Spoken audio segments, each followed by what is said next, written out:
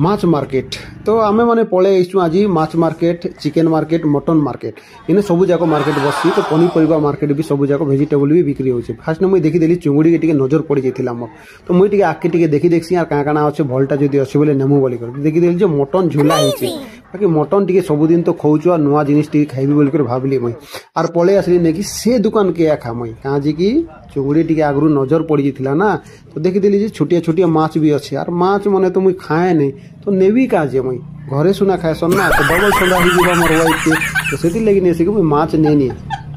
मुई ने सिकी